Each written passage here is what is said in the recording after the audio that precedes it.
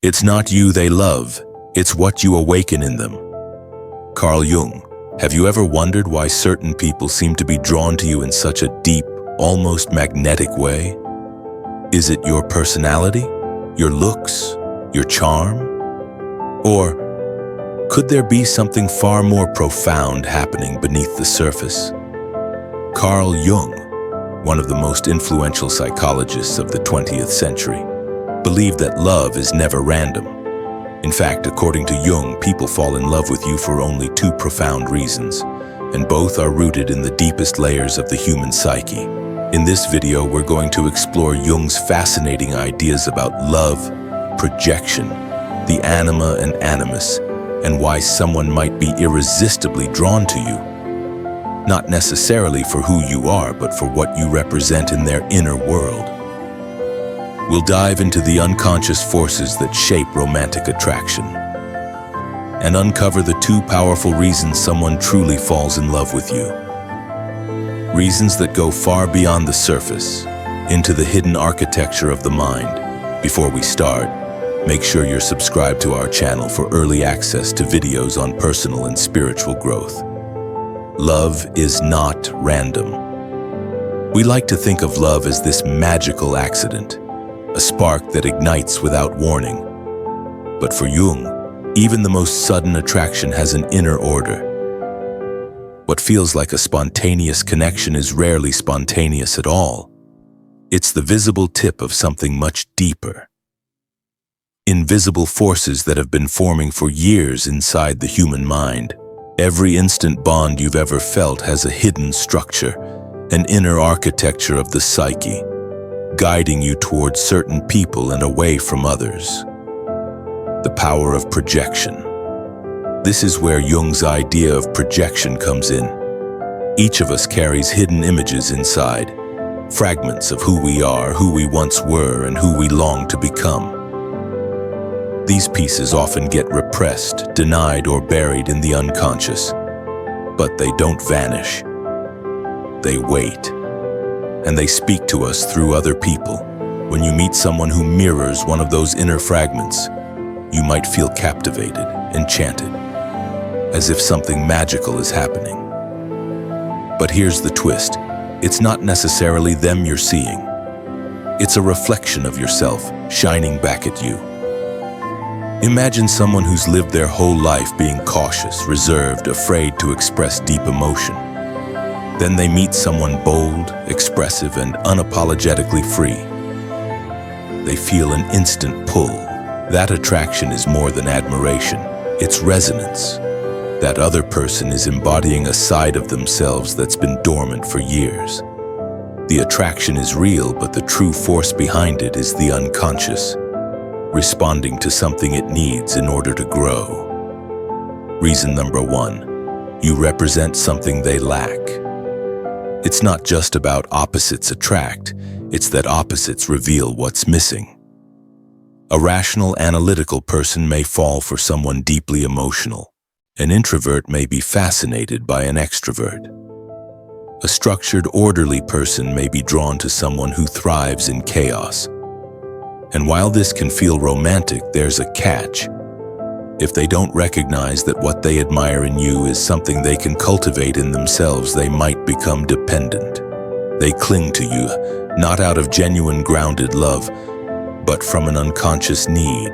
And once that need changes, or once reality interrupts their idealized image of you, the attraction may fade.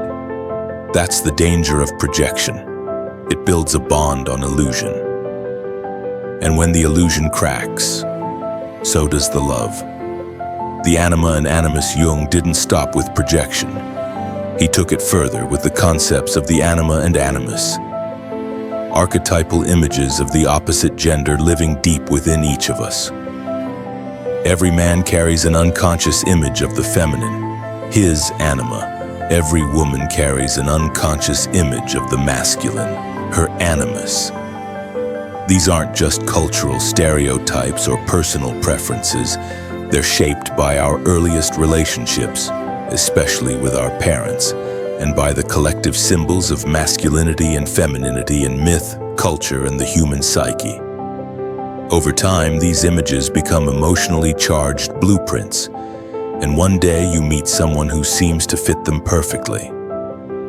When that happens, the attraction can be overwhelming. It feels familiar, as if you've known this person forever. Some people call it destiny, soul recognition, or fate. But Jung would say, this is not cosmic proof of a soulmate. It's your psyche recognizing its own inner design reflected in another human being. Reason number 2, you awaken a powerful unconscious image. Sometimes the reason someone is drawn to you has less to do with what you do and more to do with what you activate in their inner world. You may resemble an unconscious image they've carried for years, not necessarily in looks or personality, but in essence. You stir something deep inside them, a pattern, a memory, a symbol they've been carrying without even realizing it. When this happens, the connection can feel immediate, intense, and irrational. It's not about logical compatibility. It's about resonance with a blueprint that's been imprinted in their psyche for a long time, the illusion of the inner image. The challenge is when someone falls in love with an inner image projected onto you, they're not truly seeing you. They're seeing a fantasy. They're relating to a sacred idea, a psychological construction that existed long before you walked into their life. You become the screen onto which they project their inner movie.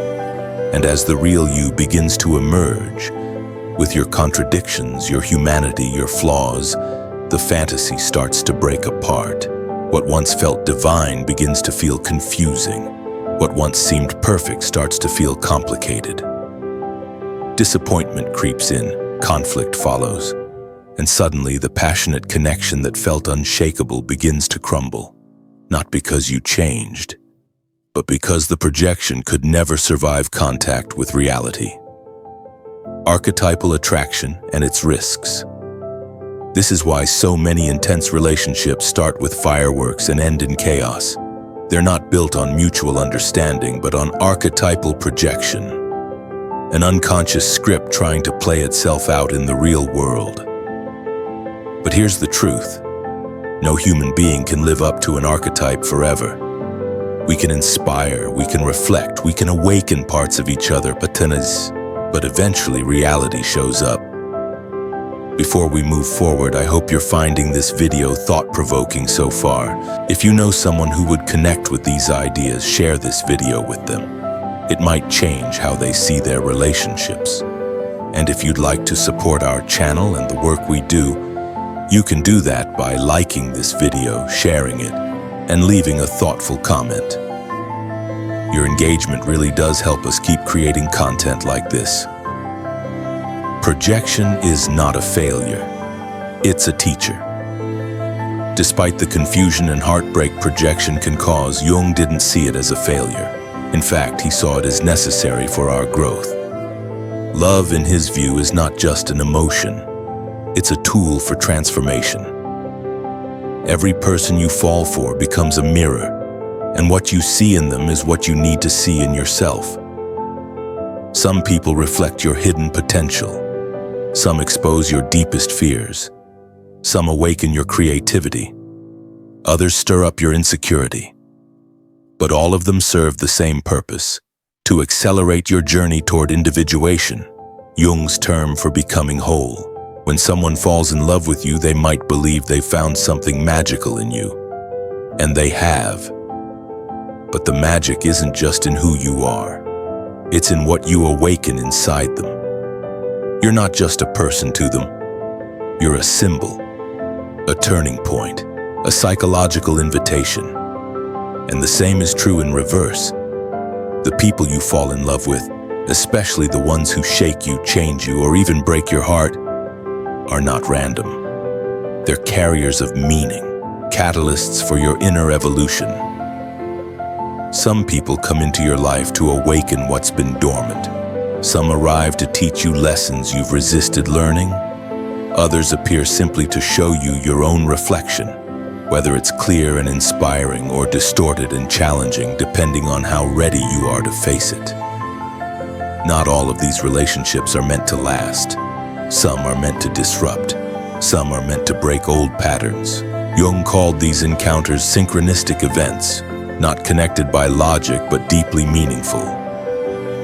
When someone enters your life at exactly the right moment and stirs powerful emotions, it might not be coincidence at all.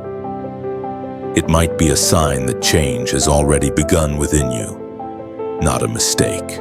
Even the painful ones, these encounters are not accidents. Even the ones that end painfully, even the ones that leave scars, especially those, because every intense attraction, whether it blossoms or burns out, is part of your evolution. So why do people fall in love with you? Because you either reflect something they desperately need, or you awaken something they've forgotten. And in both cases, the love isn't only about you, it's about the self, theirs or yours, trying to grow. Why we repeat patterns in love? The same principle works the other way. You fall in love with those who mirror your missing parts, those who match your inner images, those who, knowingly or not, carry the key to your next chapter of growth. But here's the catch. If you don't recognize these patterns, you risk staying stuck, drawn to the same types of people, repeating the same relationship dynamics, chasing the same illusions. You might think you're unlucky in love, when really your unconscious is trying to teach you something you haven't learned yet. The answer is awareness. Jung's answer was simple but profound. Awareness. Once you begin to understand your projections, your inner figures, your patterns, you stop searching for someone to complete you. You start becoming whole within yourself. And from that place, love transforms. It's no longer fueled by fantasy or fear. It's rooted in truth. It becomes grounded, free, real. Because in the end, the deepest love is not about finding the perfect person. It's about awakening the parts of yourself that have been waiting to be seen all along. You don't just fall in love with other people. You fall in love with the version of yourself they help you uncover. Love is a mirror to the self. Understanding love through Jung's lens reveals something powerful. It's never just about the other person. It's always, in some way, a journey back to the self. So the next time someone falls in love with you, or you feel that deep, undeniable pull towards someone else, pause and ask, what part of the soul is waking up right now? Because if you can answer that, you'll see love not as an accident, but as a guide, a mirror, a teacher. If this video made you reflect on your own experiences with love and connection, I'd love to hear your thoughts in the comments. Share your stories. Your insights might resonate with someone else who needs to hear them. And don't forget to subscribe to our channel for more deep, thought-provoking content on psychology, relationships, and the inner world. Thank you for watching. And remember, love is always in some way leading you back to yourself.